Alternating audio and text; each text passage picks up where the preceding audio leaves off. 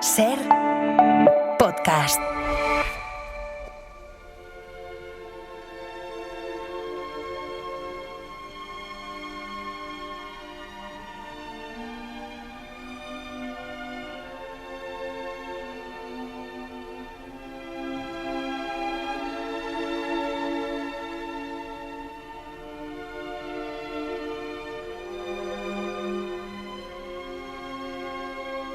Dos por cuatro, con Rafa Panadero y Máximo Pradera. A ver, un momento. Rafa, ¿por qué va primero tu nombre? ¿Por qué va primero tu nombre? ¿Qué es eso de Rafa Panadero y Máximo Pradera? Max, tranquilo. Max, tranquilo. No es que vaya soy primero. Yo el del ego y tú te pones delante. Alguno tiene que ir delante y lo hemos decidido así por orden alfabético. Esto es como Lennon y McCartney, Max. Lennon y McCartney, ¿a qué viene a cuento eso ahora? Es que me irritas, de verdad. Y cuando no me irritas, pienso en las cosas que harás luego y que me van a irritar. Compararnos a ti y a mí con Lennon y McCartney quizás sea un error. Pero mira, me he acordado de Lennon porque fue él quien convenció a McCartney de hacerlo así. El orden alfabético estuvo listo ahí, John. Pero es que además viene el caso hoy porque, bueno, John Lennon y Yoko Ono, ¿sabes? Se casaron en Gibraltar. ¿Y qué? ¿Por qué entra a Gibraltar ahora? ¿Pero qué? ¿Estás bien? Entra perfectamente con los invitados de hoy, porque los invitados de hoy, Max, se casaron en Gibraltar. Anda ya, venga, no te inventes cosas, no te inventes batallitas. Pero Máximo, ¿me estás hablando en serio? Que falta de documentación. Tú has venido aquí como quien viene a charlar un rato. No vengo a hablar de música. No sin papeles, no te has preparado nada del programa. No me llames sin papeles, tío, que me curro las entrevistas tanto como tú. Qué pena todo, de verdad. Qué pena. Con lo que podría ser este programa si pusieras un poquito de interés en los invitados. Pero no, a ti lo único que te importa es el postureo musical. Que si una quinta disminuida, que si una anaclusa, que la síncopa, no sé qué. Que a la gente, Max, a la gente le gusta saber cosas de música. Has convertido lo que podría haber sido un programa entrañable, tú lo quieres convertir en una clase coñazo de solfeo. Y todo para tu lucimiento personal, para alimentar ese ego que tienes. Insisto, Panadero, a la gente le gusta que les contemos cosas de música. Mira, Max, para que aprendas, vamos a seguir con esto. Boda civil en Gibraltar en 1972, sin anillos porque se les olvidó comprarlos. Y encima boda no reconocida en España hasta hace nada. O sea, hablamos de más de medio siglo de matrimonio provisional, ni siquiera se pusieron anillos. Y bueno, tienen más fortaleza que el Peñol, ese matrimonio.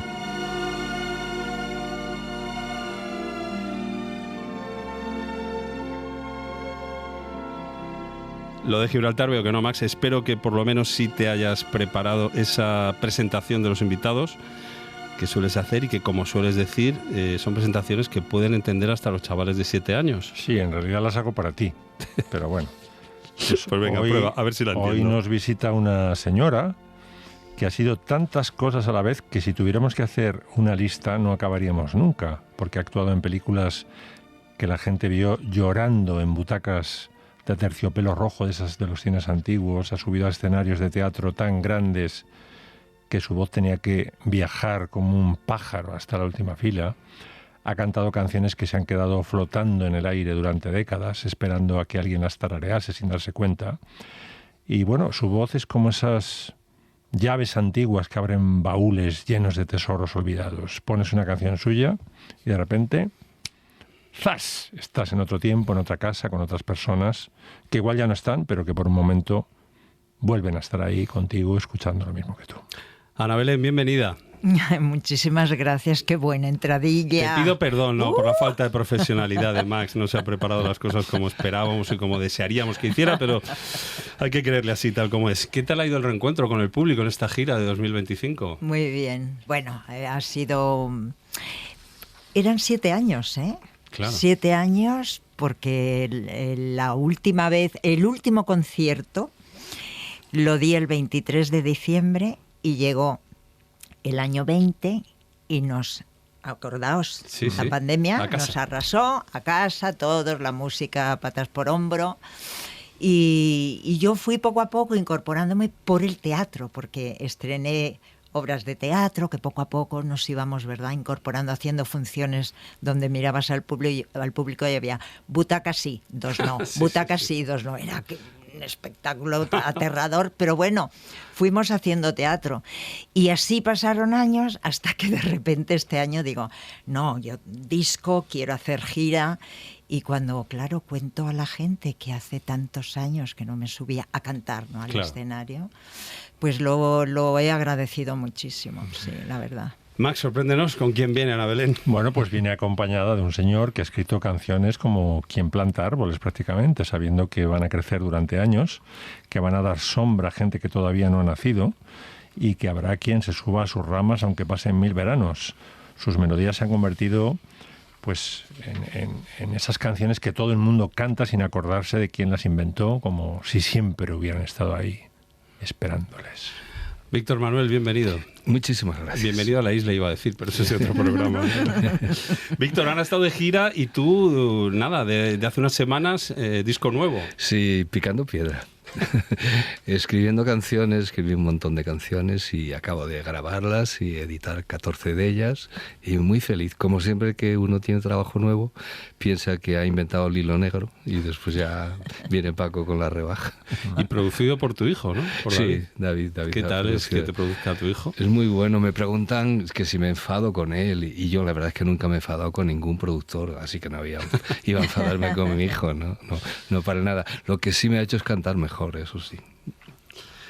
Pues a la isla no vienes con tu hijo, a la isla vienes con Ana y hechas ya las presentaciones, vamos con la música. Que ¿Pero no vas a dar un poco la filosofía? Vamos a recordar la filosofía. La filosofía es que los invitados... Moran a filosofía, que decía Veloso. Eligen 4 canciones que se llevarían a una isla desierta, pero más que por la calidad de las canciones o bueno, por el gusto musical que tengan, porque son canciones que en esa soledad de la isla les van a hacer recordar momentos importantes o significativos de su vida. Luego les pediremos también que elijan una que les haría saltar de la isla, jugarse la vida con los tiburones, ¿no? Ana, empezamos contigo. ¿Cuál es tu primera propuesta, tu primera canción y por qué? Mi primera canción es una canción que cantaba Lolita Garrido. Valenciana.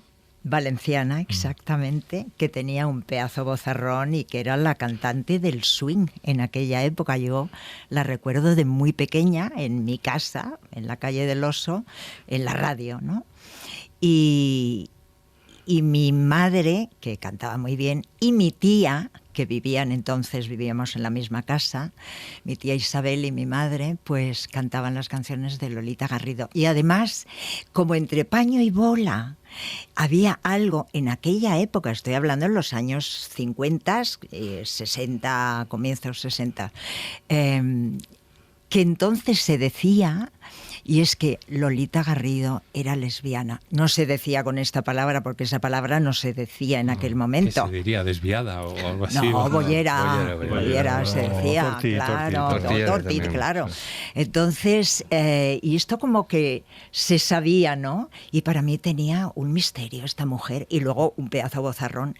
Y esta canción que vamos a escuchar, yo la he apreciado mucho más cuando he sido mayor y he entendido que en aquella época una tía decidiera hacer esta canción que se titula Tú eres tonto. Eres tonto, muchacho, tú eres tonto. Y en tu casa lo tienen que saber, porque aquí estamos hartos de saberlo, que eres tonto y qué le vas a hacer. Eres tonto, muchacho, tú eres tonto. No comprendes ni quieres comprender a las chicas que tanto te enamoran. Eres tonto y qué le vas a hacer. Déjate ya de tanta tontería y no presumas de ser tan genial. Olvídate de tanta bobería y a ver si te haces un hombre cabal. Eres tonto, muchacho, tú eres tonto.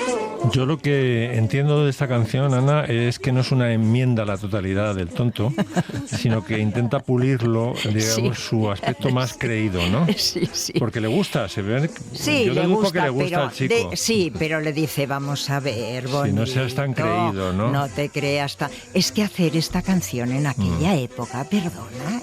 pero esto ya es una reflexión que yo he hecho de mayor, porque esta canción la cantaba mi madre y mi tía en casa, y yo supongo que con vocecilla también decía, pues tú eres tonto, muchacho, tú eres tonto.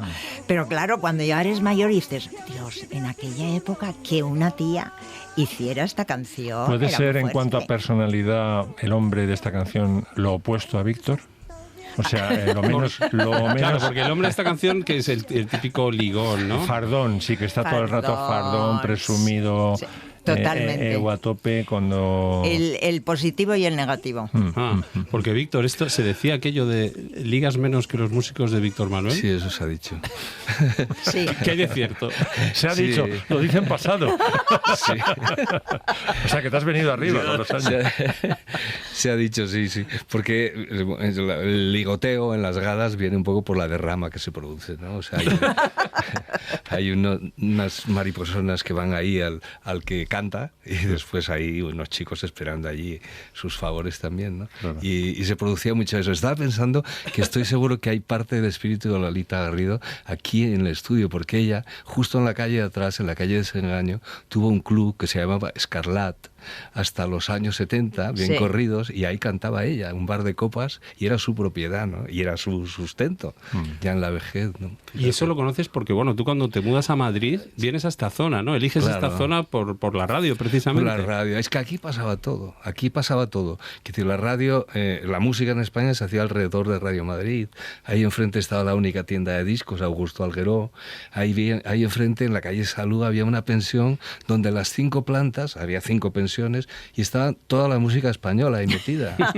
todos, pero todos los que cantaban, o sea, y todavía me acuerdo el nombre de la que llevaba la cafetería de California, que estaba en la calle Salud, que era Herminia, que nos fiaba las consumiciones cuando andábamos a 2 velas, ¿no? Y era un mundo que aquí pasaba todo, porque entonces venías a la radio y no había guardas en la radio.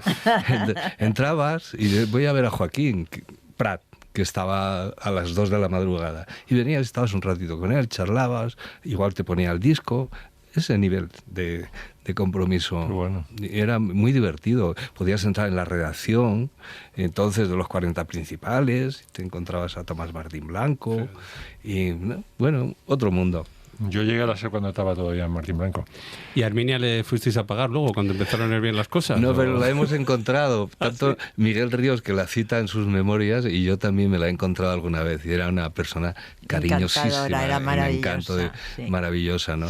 Y era, pues eso, bueno, ya me lo pagarás y tal. Y supongo a espaldas de la propiedad de la cafetería California, claro. ¿Qué canción has elegido, Víctor, para empezar tu flashback emocional? Yo he empezado con La Campanera. La Campanera, bueno, yo adoraba a Joselito. O sea, igual que ahora hay gente que adora a Rosalía, yo adoraba a Joselito, ¿no?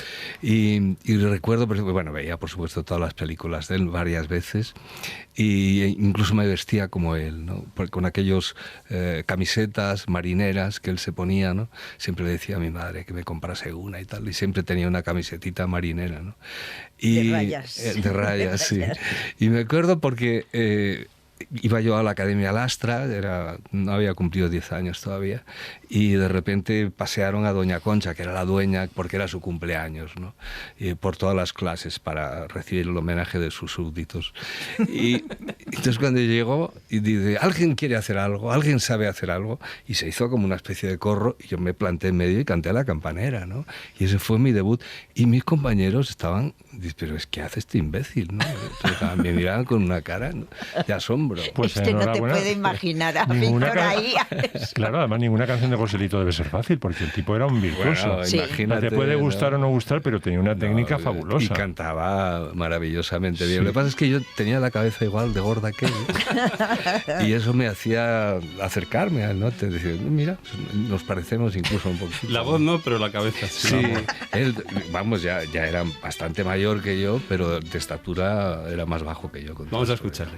¿Por qué ha pintado tu ojera la flor de lirio real? ¿Por qué te has puesto de cera? Ay, campanera, ¿por qué será? Mira que tú el que no sabe cuál es la llave de la verdad. Dicen que no eres buena y a las Susanas te pudiera Vamos a aclarar esto de no eres buena, Víctor. Hay por ahí un hombre que la ronda, ¿no?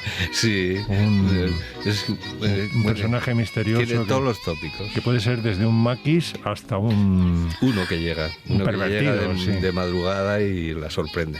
Sí, entonces Joselito se encarga de decir que es casta y pura, Sí. que eso todos son habladurías y que el hombre no le ha puesto una mano encima, ¿no? Bueno, decías que te gusta Joselito. Tú eras ¿Qué muy te fan gusta? también de Joselito, Max. Yo mucho, pero es que medio mundo, o sea, Bueno, vamos a aclarar esto porque es importante. O sea, Joselito no es un fenómeno freak de España. En los años 60 triunfaba en toda Europa y en Estados Unidos fue 2 veces al show de Ed Sullivan Sí. y le vieron como a los Beatles 55 millones de personas. Y tenemos el momento en que le presenta Ed Sullivan, es este. Now, ladies and gentlemen, this is Joselito, who is 10 years old and Spain's greatest movie star. How about a wonderful New York salute for him? This is Joselito. Todo el público de Nueva York volcado. Oh, Joselito. No es que has citado a la Rosalía y es un poco el mismo fenómeno. claro. Era el puto amo entonces, Joselito. me sorprendió porque había leído en esa época más que tenía un club de fans en Francia con 200.000 afiliados, ¿no? Sí. Y después me sorprendió también porque cuando entró Fidel Castro en La Habana, el que estaba allí esperándole era Joselito. Sí, lo contaba, ¿eh? Lo contaba. Son Joder, cosas. Qué cosas. Maravilloso. Nada maravilloso. Bueno, y siguiente canción. Ana, te toca a ti. Bueno, siguiente canción. Palabras mayores, ¿no? Hombre, Beatles, o sea, Beatles. Ahí es difícil elegir una. Sí, pero yo he elegido esta porque siempre me ha producido tristeza. Y al mismo tiempo fue una canción que yo recuerdo haberla bailado, tipo agarrado con un chico que me gustaba mucho. Fíjate qué barbaridad esta canción. Eleanor Rigby.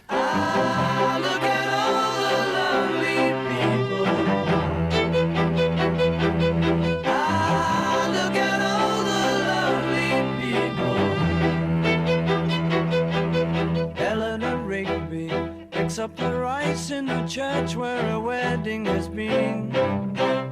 Lives in a dream, waits at the window, wearing the face that she keeps in a jar by the door. Who is it for? All the lonely people. Where do they all come from? All the lonely people. Where do they all belong? No, iba a decir toque musicológico para irritarte. Empezamos el postureo, ¿no? El postureo, que George Martin está impactado por lo que ha ocurrido el año anterior o hace 2 años, que es la música de Psicosis. Es decir, Eleanor Rigby, los arreglos de Eleanor Rigby son hijos de la banda sonora De los violines. de Bernard Herrmann, que son espectaculares. que son qué espectaculares. arreglo. Pero no solamente el I, toda la banda sonora de Psicosis, los Sí. títulos de crédito, por ejemplo. Es Vamos. impresionante. No es solo la ducha, es toda la canción. La escena de sí. ducha le costó mucho, bueno, que entrara, ¿no? Convencerle de que podía funcionar solo con los Y violines. tuvo tal influencia en el mundo que George Martin dijo, voy a intentar aproximarme en los arreglos de esta canción a lo que hizo Bernard Herrmann Bernard con... Herrmann. Hoy has estado bien aquí. Me ha gustado esa Muy apunte. bien, Ana, muy una bien. pincelada Ana, esta cultureta. canción te une con Bill Clinton, por cierto, porque esta era la canción preferida de los Beatles para Bill Clinton. Ah, sí, no lo fíjate. sabía, ¿Tú mira. recuerdas en qué momento la escuchas por primera vez? ¿Dónde estabas? O? No, pero sí recuerdo este episodio de que yo la bailaba agarrado a un chico que me gustaba muchísimo en Rota. Mis veraneos fueron, o sea, la primera vez que yo fui al mar fue a Rota, en Cádiz, porque un tío mío, en los años 50 y tantos, cuando se abre la base, mi tío era cocinero, el hermano pequeño de mi padre, como todos ellos cocineros, y se va a Rota de cocinero a la base americana.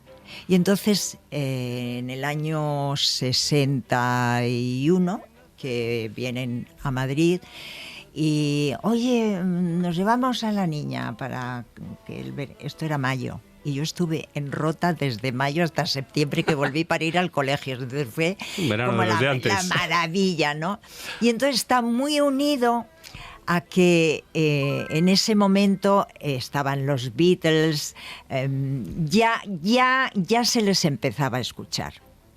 Y recuerdo, Eleanor Rigby no fue en aquel momento, pero sí mis veraneos, pues esto debió ser cuando yo tenía como 15 años, esta canción. Y si no fue allí, muy cerca, si no fue en Rota, muy cerca. Porque recuerdo que también coincidió que al lado de la casa de mis tíos, porque había muchos americanos que vivían dentro de la base, pero otros vivían fuera. Y entonces al lado de casa de mis tíos, que había un chalet de madera típico que habían traído de Estados Unidos allí, el típico chalet de madera americano, y vivían una pareja con un hijo que debía tener como 18 o 20 años, y me enseñó a tocar algunas canciones de ellos a la guitarra. Entonces, para mí era como fantástico. Hay otro mundo ahí, ¿no? Sí, sí, No, sí, nunca te hemos visto en un escenario con una guitarra en la mano, ¿no? No. ¿No te animas? No, porque... embaecizarte. No, y de hecho, pero fíjate que yo toqué mucho la guitarra, a ver, de aquella manera, nadie me ha enseñado ni lo he aprendido bien, pero hubo una época, hasta que yo volví a grabar música, desde que hice Zampo y yo, y empecé a hacer teatro, y ahí ya no hice nada más cantando ni nada, solo me dediqué a hacer teatro, pero yo tenía en el camerino del Teatro Español una guitarra. Y entonces yo iba por mi camerino, al camerino de Julieta Serrano, al de Guillermo Marín, yo iba con la guitarra, iba cantando. Pues bueno. ¿Y ahí te ponderaban y sabías que tenías madera y que podías explorar esa beta o no? No, ¿qué va? No, pero cantaba muy bien. Yo me acuerdo, cuando yo la conocí, ella me tocaba barquiño todo el tiempo. Bueno, porque fue mi descubrimiento de la música brasileña, sí. De la que luego hablaremos. Pero no ha elegido barquiño, esto no sé yo. No. Víctor, ¿tú con los Beatles fuiste al concierto aquí? Yo fui uno de los 2 millones que fue al concierto aquí en Madrid. Este es como el de los Smiths del 84, ¿no? Todo el mundo estuvo. Sí, pero estuve además, cuando cuento lo que pagué, yo no sé, es que me engañaron, fue una reventa. Sí, claro, lo hemos confirmado ya. Porque pagué 800 La inteligencia pesetas. artificial nos... 800 pesetas. Yo, claro, por una silla de ¿En pista. aquel momento? Sí. Que yo había leído que las más caras eran 400. Fíjate, pues... Y era el sueldo medio 60 pesetas. Me vio y mira, este paleto le voy a clavarlo. Y yo vivía, en aquella época en Madrid, vivía con 1.500 pesetas al mes, ¿no? Ya. Y me gasté 800 en ir a ver a los Beatles, me acuerdo. Coge 3 momentos de ese concierto. Pues mira, supongo que la aparición de Torrebruno era definitiva, era un presentador. Más pequeño que ninguno. Lo más avanzado que había eran los pequeñiques, que tenían un sonido guapo y tal, claro, pero cantaba Mitchell, por ejemplo, un cantante valenciano con unas gafas de Carey enormes, que cantó Los Gitanos, porque era la que cantaba siempre. Llegan los gitanos, unos son de Hungría, y cantó, tío, un chorro de voz aterrador. ¿Y quién más estaba? Había unos tíos de estos que tocan bidones, unos de Jamaica, y tocan canciones con bidones y tal. Bueno, un pisto lo que había allí, ¿no? Ellos tocaron muy poco, tocaron 40 minutos y se fueron, ¿no? Pero fíjate que, claro, yo no fui a ese concierto porque yo era pequeña, pero yo estaba rodando Zampo y yo. Y un día el coche de producción que venía a buscarme para llevarme al circo, pues no, y nos asomamos al balcón y vemos un cochazo tremendo para llevarme ese día al rodaje y traerme otra vez a mi casa, a mi madre y a mí. Y según me siento y mirando aquel Aiga, y de repente me dice el conductor: ahí detrás han venido los Beatles, les llevé yo a la Plaza de Toros. Ay, y yo pensaba que había estado sentada en contacto. En contacto, mi culo en contacto. Bueno, y cuando Víctor me contó, dice, pero si yo estuve en ese concierto, digo, ay, sí, la vida rima. Bueno, pero tú no te has sentado en un sitio donde se hayan sentado los Beatles, como ella. Pero da un poco el nivel del nivelazo que tenías entonces, ¿no? Porque si compartías, o sea, podías ir en el mismo coche que los Beatles, eras ya una estrella. Se le había estropeado al conductor el otro, que era humilde, y dijo, pues aquí hay que tirar del que tenga. Y tenía en ese momento libre el Aiga. El 5000 no funcionó y llevaron el Aiga. El Aiga era un mote, ¿no? Del coche. Claro, el Aiga era... Aiga o no Aiga. Aiga o no Aiga. Claro, viene de los emigrantes en América y tal, ¿qué coche quiere usted? El más grande que haya. Y de ahí viene. Víctor, siguiente canción. Mira, es una canción que me marcó la vida porque yo estaba acostumbrado a escuchar en la radio cantantes un poquito engolados. Cuando digo engolados digo José Guardiola, Ramón Calduch, unos cantantes de la época, así como con voces potentes y tal. Y de repente en Discomanía, que un programa maravilloso de Raúl Matas, a las 6 de la tarde, me acordaré siempre de 6 a 6 y media. Igual tenéis la sintonía de Mario Clavel ahí. Espérate, a ver. Discomanía, la canción más dulce, la que llega al alma y la que llena de alegría. Llega hasta vuestros corazones, la llevará Discomanía. ¡Ay, ay, ay! Discomanía. Es Alberto Cortés. Alberto Cortés. Escuchar día a día esta gran audición para vosotros con Raúl día a día. Llegar hasta su receptor. Discomanía, reino de la canción. Muchos jingles de la época tienen más calidad que las canciones hiperproducidas de ahora. Que sí, pero Había vamos. que decirlo y se ha dicho. Era Buenísimo. Raúl Matas era un locutor chileno, un encanto de persona, Sí, sí. al que conocí ya cuando estaba acabando su carrera en Chile, me presentó en un programa que él tenía, ¿no? Pero era una delicia y sobre todo ponía unas músicas diferentes a la radio convencional, ¿no? Y entre esas músicas diferentes... Claro, esas músicas diferentes ponía mucho cantante francés, italiano y tal, y había uno que a mí me gustaba especialmente, que era Lenny Escudero, ¿no? Que era un hijo de emigrantes, bueno, no, de gente exiliados, y se fue a Francia y era un cantante de muchísimo éxito durante un corto espacio de tiempo, ¿no? Era el que salía en Salud Le Copain continuamente en la revista aquella musical francesa, que era una maravilla.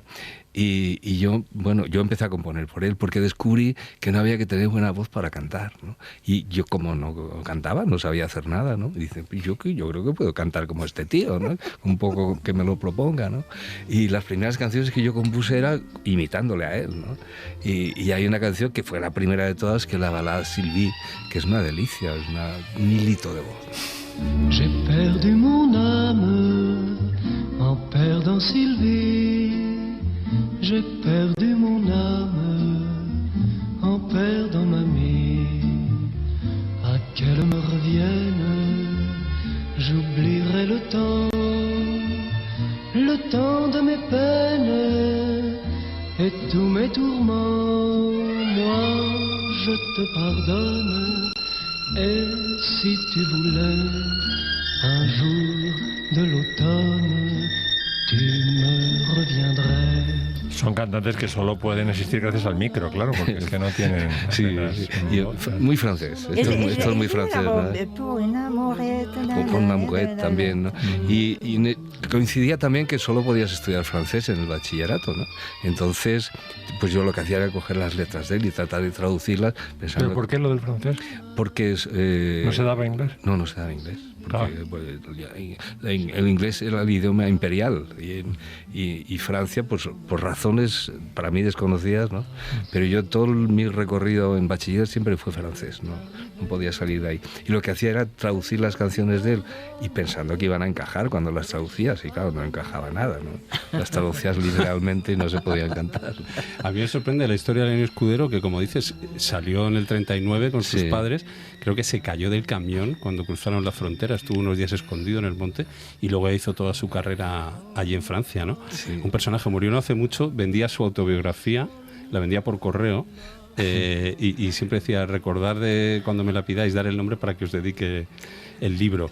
Pero no sé si con ese perfil que tenía, no tenía problemas aquí con la censura en esos años, sus canciones. No, él nunca vino a cantar aquí. O sea, yo nunca le vi, así como venía regularmente Adamo, Aznavour y tal, sí. Pero él era como un segundo escalón. Tuvo muchísimo éxito en Francia, pero aquí no tuvo éxito. El programa Raúl Matas, porque debía gustarle, ¿no? Yeah. Pero, y era un tío muy raro, porque yo después recuerdo que pasados los años, que dejó de cantar, se enfadó con la profesión, se estuvo trabajando de albañil una época, de constructor, y después volvió a cantar otra vez, y ya le vi bien mayor cantando en algunos programas en la televisión francesa, ¿no? ¿Tú has estado censurado? ¿Tú has estado censurado en España? Yo un poquito. ¿Cómo? Un poquito. Cuenta. Es que, bueno, la censura era tan surrealista, tú cuentas parte de eso en tu espectáculo, ¿no? Pero es que eran cosas tan tontas, ¿no? Que ahora cuando lo pienso dices, joder, tío, hay que ver lo que hemos aguantado, ¿no?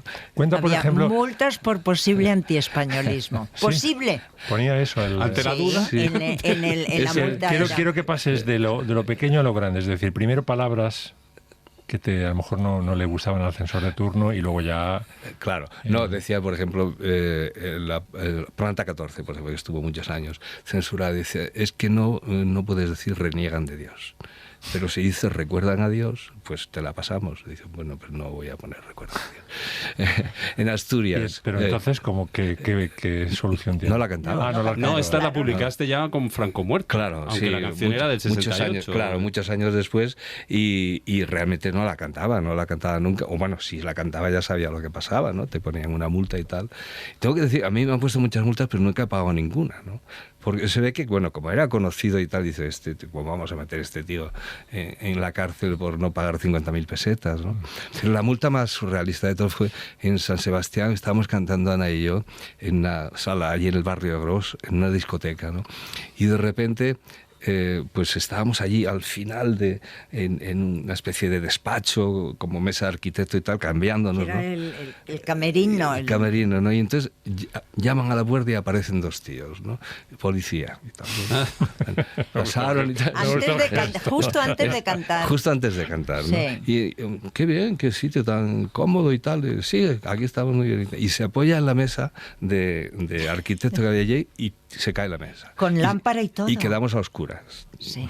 Y entonces de repente encontró la luz el poli y tal, y la dio y tal, y ya, bueno, al rato se fueron, ¿no? Y acabó el concierto, que se tocaba muy tarde, y es que no se puede salir porque es que le han quitado la pistola a uno de los policías y entonces están buscando a ver quién se la ha quitado. Esa noche. Toda esa noche. O sea, es Esa que noche toda. era como una película.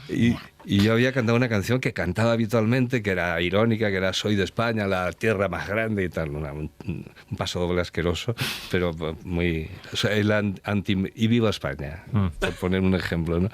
Y al poco llega una multa, que debíamos ser estos cabrones, ¿no?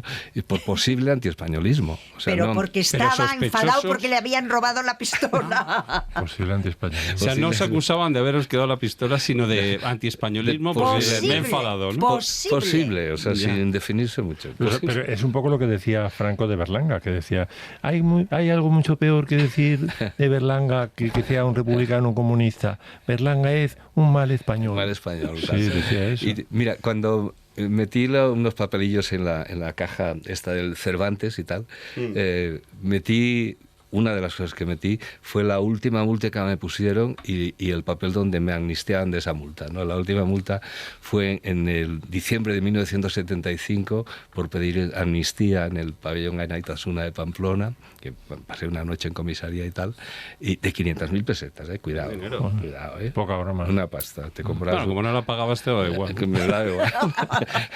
y 6 meses después el papel amnistiándome de la multa de 500.000 pesetas. Ana Belén, ¿qué has preparado para... Siguiente canción para que te llevarías a la canción, isla?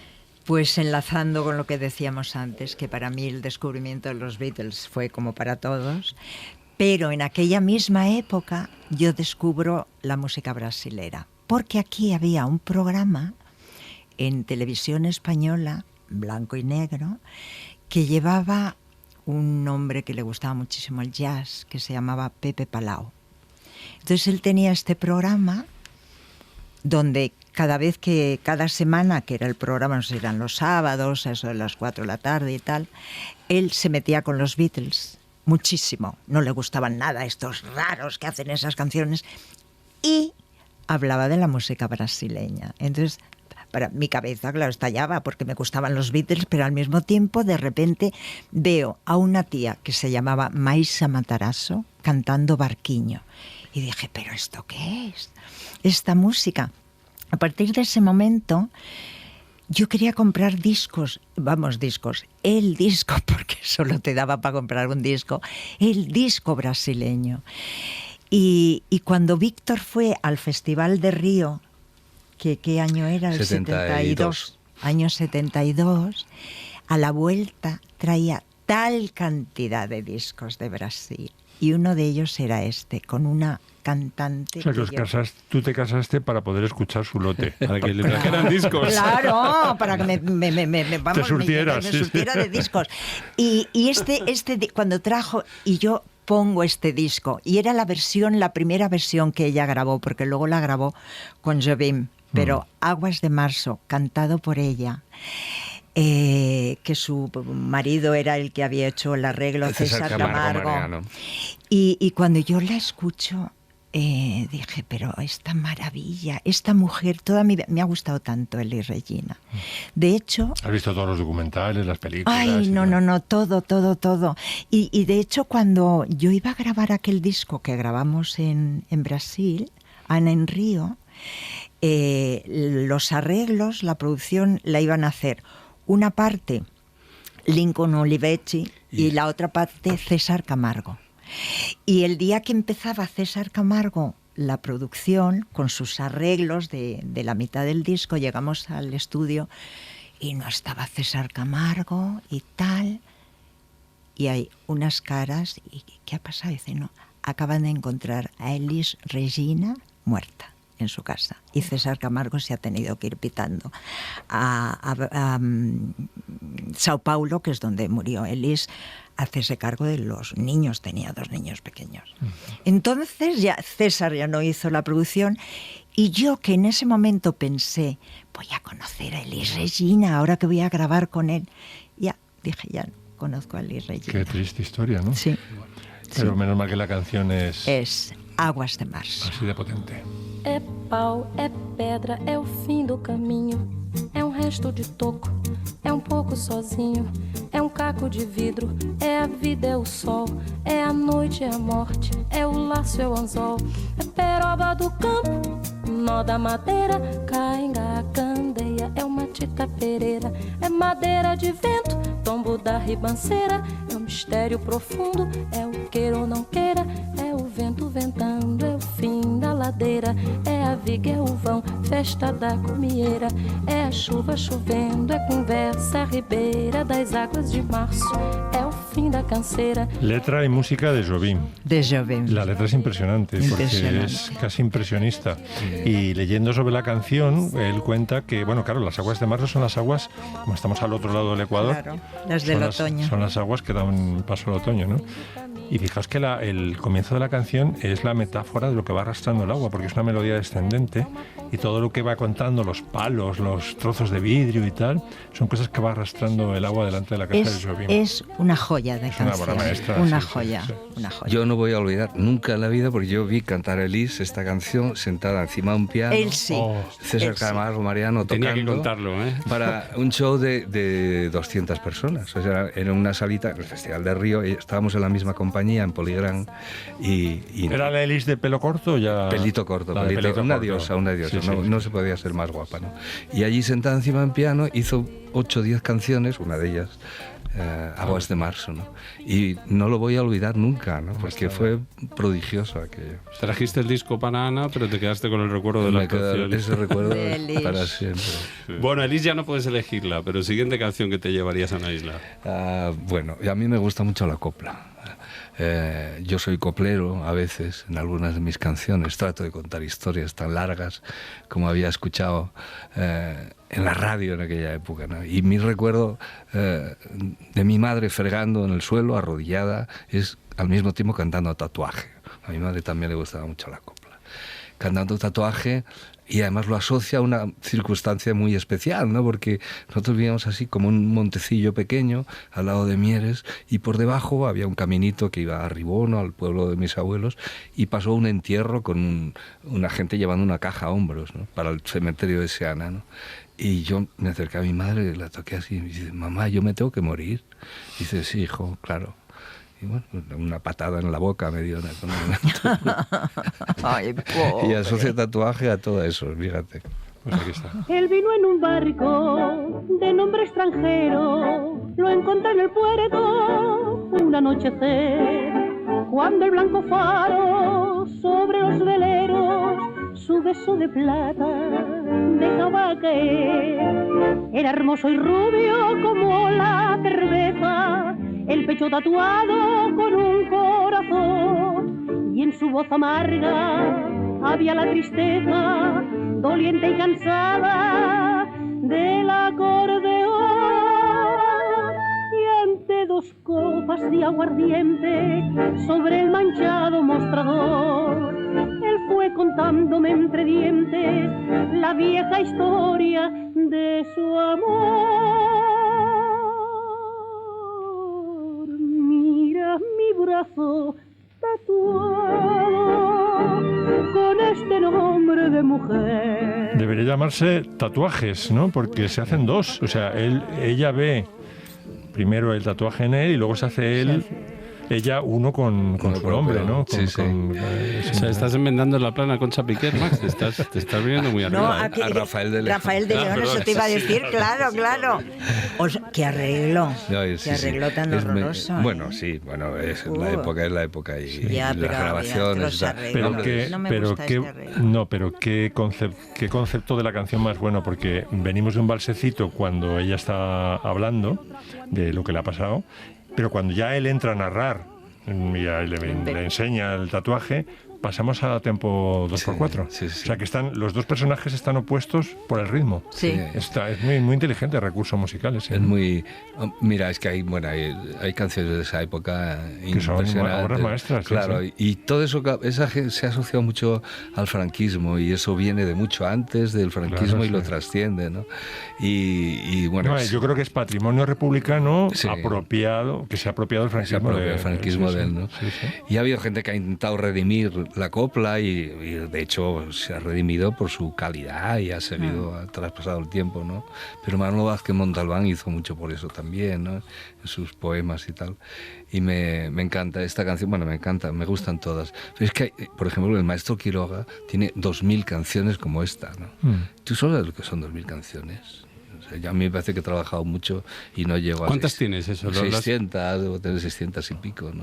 Es que hay gente, y me lo iba a decir también a propósito de Elis Regina, que a Elis Regina no es que cante bossa nova, es que se le cae la bossa nova de la boca, ¿no? Sí. Y estos maestros que citas tú también, se les caían las corcheas, ¿no? Porque no habían nacido con ellas. Era impresionante. Y bueno, hay canciones de esa época que son brutales.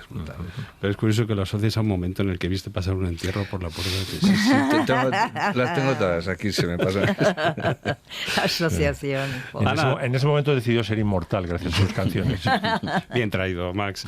Ana, te queda uno. ¿Con cuál te quedarías? Pues ¿Cuál te mira, llevarías además de las que tienes ya? Con una canción de Doobie Brothers, What a Fool Believes, porque es absolutamente discotequera y porque hubo una época en la que yo no es que entrase y saliese, es que yo salía y no entraba. O sea, en el momento que les pude decir a mis padres, después del ensayo, hoy no voy a venir, me voy a ir pues al Boccaccio, me voy a ir al Oliver.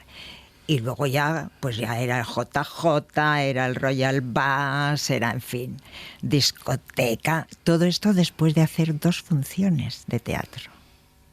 Entonces, siempre hacíamos el mismo. Una amiga que tenía, que era actriz, que se llamaba Silvia, se llama Silvia Vivó, y con otros amigos, pero ella siempre venía a recogerme al teatro y las 2 nos íbamos por Madrid. Primero hacíamos una parada en el Whisky Jazz.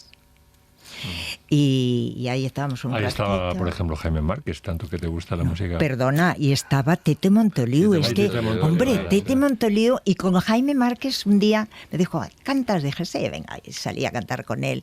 Y con Tete Montoliu igual, otro día recuerdo que no sé, me acuerdo, pues canta, me animaron luego los amigos y tal, y salí y canté también allí. Y luego de allí íbamos al Royal Bass, acabábamos en casa de alguien que tenía una casa donde podíamos ir, y a las 9 de la mañana del día siguiente yo estaba dando un cursillo de teatro. O sea, decía, ¿pero cuándo coño dormía yo? O sea... Bueno, vamos a escucharla, pero no te vengas arriba, no salgas.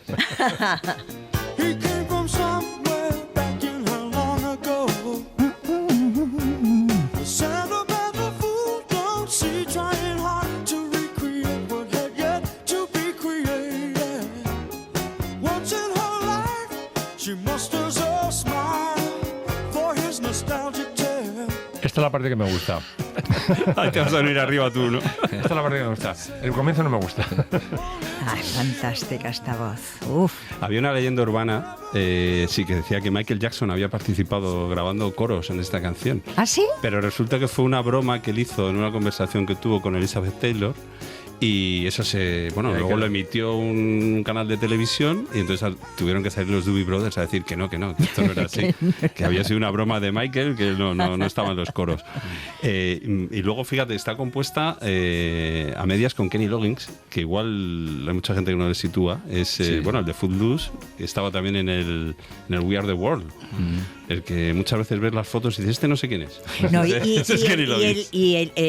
cuando entró el Michael McDowell, que esa voz de negrazo que tiene, ¿no? El tío, que yo siempre pensé, este debe ser negro.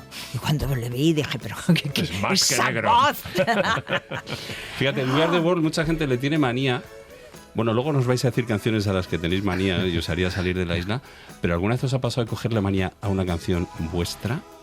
Estoy pensando... ¿Te refieres a por el número de veces que la han tenido que cantar? Exacto, no sé. Fíjate, Coquemaya siempre habla de No puedo vivir sin ti, Enrique Urquijo... Bueno, y Frank Sinatra, Strangers in the Night, que no la soportaba. Claro. No soportaba tener que cantarla. A vosotros, no sé, me estoy pensando en La Puerta de Alcalá, que fíjate, hubo un momento que aquello era inevitable. No, sí, ¿sabes lo que pasa? Que yo sí estuve peleado una época con las canciones primeras mías, ¿no? Cuando era un poco tocahuevos y de repente dejé de cantarlas, un tiempo, y me caí del caballo un día que fui a ver a Simon y Garfunkel al Rayo Vallecano, al estadio, y se iban y no habían tocado Puentes Sobradas Turbulentas, ¿no?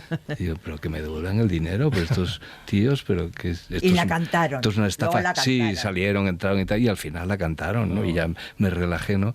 Pero me di cuenta lo que puede suponer para alguien que está esperando una canción o unas canciones y no se las cantas, ¿no? Pero yo creo que ahí tú hiciste una cosa muy inteligente con esas canciones, y es que las recuperaste e hiciste arreglos diferentes, como con Big Band y tal. Ornamento de repertorio antiguo. Y quedaron fantásticas. Sí, y entonces... y sobre todo la comprensión del público, que el público cuando se gasta una entrada, un dinero en una entrada, pues quiere escuchar unas cosas. Otra cosa es que tú le metas después unas que a lo mejor le dan igual, ¿no?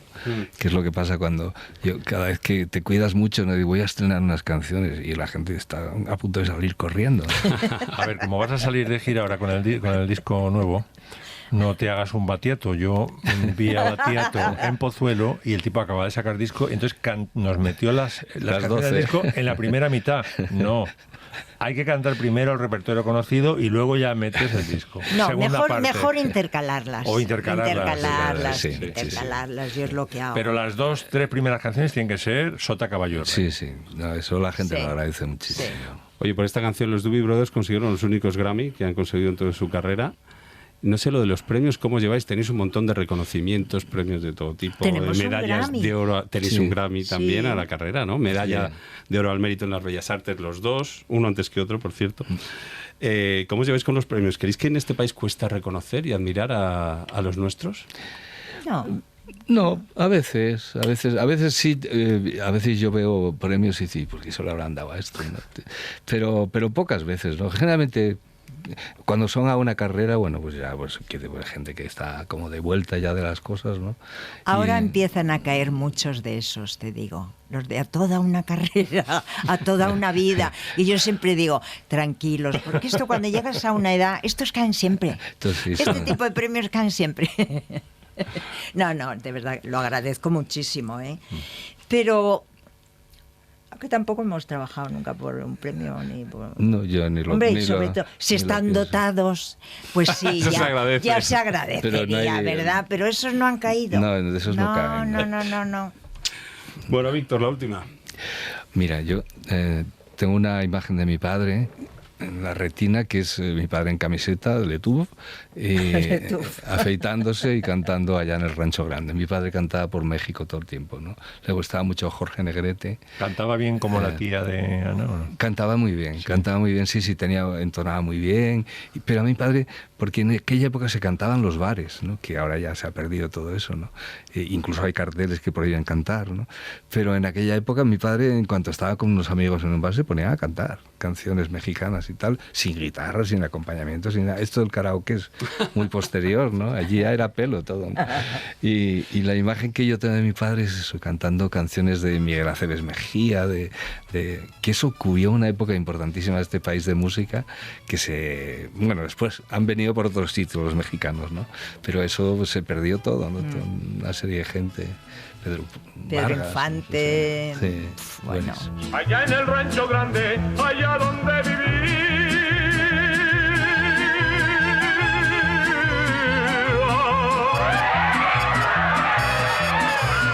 había una rancherita que alegre me decía, ¿qué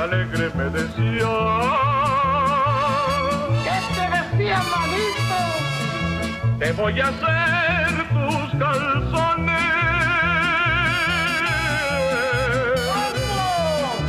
Como los usa el ranchero, de los comienzos de la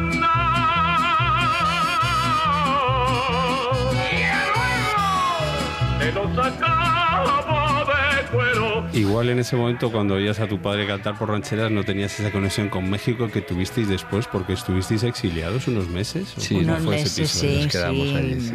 Medio año, un poco más de medio año. Sí. Recién casados. Recién casados, claro, año 72, y nos fuimos bueno, Víctor iba a cantar y además a poner allí en México una obra de teatro que él había escrito y que aquí nos prohibieron, y dijimos, pues nada, la hacemos en México. Y nos trajo tal quebradero de cabeza, porque ahí fue donde nos acusaron de haber pisoteado, prácticamente quemado la bandera española, año 72. Ahí no era posible, ahí era una acusación cierta. Pero vamos, fue tremendo, porque hasta que luego nos tuvimos que quedar allí, obviamente, pues si hubiésemos venido teníamos un juicio militar. Pero cuando regresamos es porque se había empezado a aclarar el asunto. Primero, no habíamos hecho eso. Luego surgió todo de un anónimo. Y cuando fueron a investigar, era un anónimo. Pero todo esto después de que ya se había enmierdado todo, de que nos habían llamado de todo, bueno, de que no podíamos volver. ¿Pero dónde se supone que habéis quemado la bandera? En la obra de teatro. En la obra de teatro. En la obra de teatro. ¿Pero que la habéis quemado allí? Allí en México. Una representación. Vale. Entonces llegó a España. Claro, aquí imagínate el rebote. O sea, que no vuelvan. Que no vuelvan nunca más. Exacto. Tú imagínate un país con una sola televisión donde te dicen lo que les da la gana y unos periódicos oficiales, imagínate, machacando, ¿no? Es muy curioso porque se ha quedado en la memoria de mucha gente y gente que no se ha enterado que eso estaba perfectamente claro, ¿no? Y de repente llevamos por un aeropuerto de repente y vienen dos señores de nuestra edad o un poco mayores y notamos que le dicen a los de mira los de la bandera. Sí. Memoria. Sí. Pues mira, uno de los que dijo y aseguró, porque él había estado viendo la función, fue Julio Iglesias.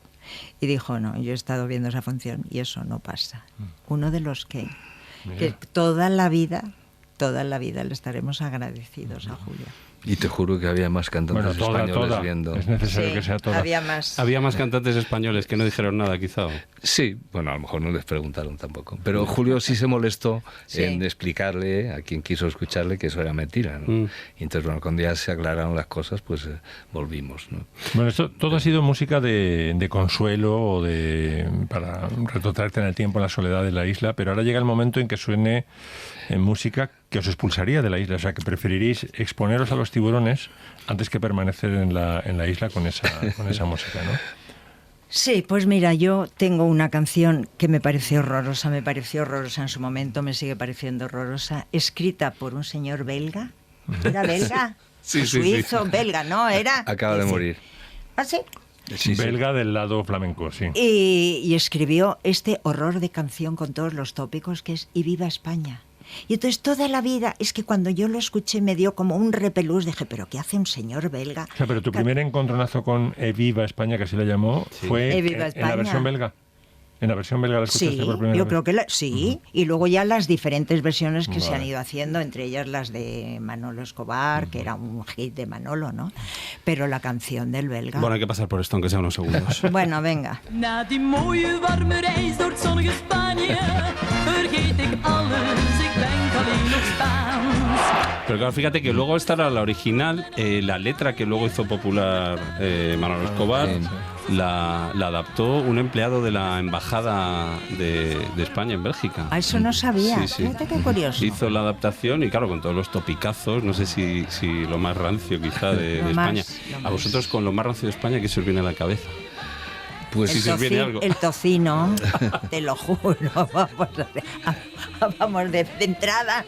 El Sí, tocino. rancios, estos señores con bigote. Que los hay, ¿no? Y siguen viniendo. Vale, y... Sus calvas indecentes. Y Víctor, que... Yo he escogido una canción asquerosa también, que es el Juanita Banana. Rancia también. Muy rancia, que, pues eso, alguien que se quiere hacer el gracioso, entonces mete ahí un... Que en principio es un estadounidense. Sí, es estadounidense, Una sí, canción- sí. Pero lo adaptó muy bien Luis Aguilé aquí, lo hizo muy bien. Ya se encargó de que De que no se perdiese. Horrorizara. De que no se perdiera, sí. Y a saetearnos con Además ella. coge un área de Verdi, la Sí, sí, destroza y tal. pero de con un mal gusto espectacular, Sí, ¿no? sí. Y una inutilidad. Juanita Banana. Juanita Banana.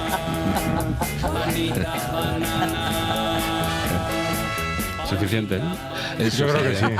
Pero no- ¿sabes qué pasa? Ahora cuando te dicen, y la música de ahora, digo, oye, mira, yo no voy a hablar mal de la música de ahora porque yo he escuchado lo que no está en los escritos, que tiene Juanita Banana, por ejemplo, ¿no? Canción del verano, ¿no? Que parece que solo se hacen canciones malas ahora, ¿no? Bueno, Max, no nos vamos a despedir con Juanita Banana. No podemos, no Has podemos. empezado flojo con lo de Gibraltar, tu falta de documentación ha sido preocupante, ¿Me vas a pedir pero...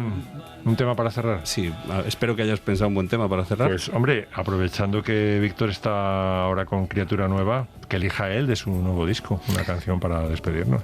Ay, pues mira, una canción que le he dedicado a Ana, de las dos del disco, esta se titula ¿Cuál sería mi vida? ¿Cuál sería mi vida sin haberte conocido? No sabía qué buscaba y te encontré. Cosas del destino que tiró bien estos dados, se cruzaron los caminos y ya ves. Víctor, me he escuchado algunos de los temas que están ya en Spotify y esta canción también, y al final hay una cosa que me has choqueado bastante. Dices, tiene mal genio Sí. y feos los pies, pero eso se le puede decir a tu mujer, que tiene Sí, feos los pies. sí. Eso es una cosa que dice mucho ella, que tiene mal genio y que tiene feos los pies. Ah, que lo dice ella. Ah, entonces por tiene- eso Sí, me has sí, atrevido, ¿no? Me he atrevido, claro, no. Es que le he comentado a Rafa, es mucho peor que decir le huelen los pies, porque si le huelen los pies se puede arreglar, pero si los tiene feos, Es lo que hay. No le pero gustan bueno, los, si no le gustan sus pies. no le gustan sus pies. Hay Vale, por tantas Dios. cosas que no me gustan. Por no entrar en detalles. Ya, no entremos. Víctor Manuel, Ana Belén, muchísimas gracias por este rato de conversación, por A compartir vosotros. canciones y recuerdos con nosotros. A vosotros ha sido un rato súper agradable. Ha sido un paseo por los últimos 40 años, ¿no? Muchas gracias por venir. Gracias. ¿Cuál será la salsa de la vida si caerse o levantarse para volverse a caer? Y en saber curarse las heridas y en mirarse con los ojos capaces de comprender.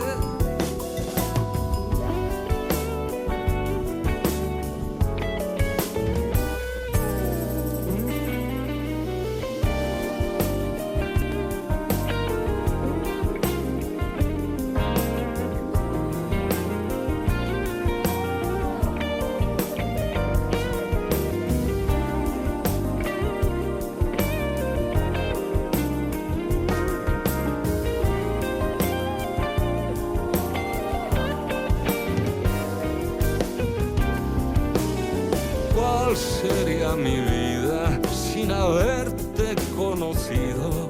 Ese libro que abandonas sin leer. Claro que te debo una parte de lo escrito, casi todo lo que los demás no ven.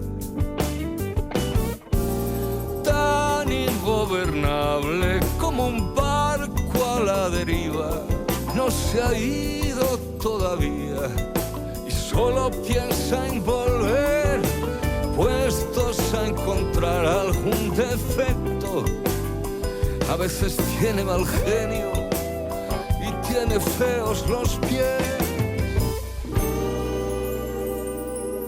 ¿Cuál sería mi vida sin haberte conocido? No sabía qué buscaba y te encontré. Para no perderte ningún episodio, síguenos en la aplicación o la web de la SER, Podium Podcast o tu plataforma de audio favorita.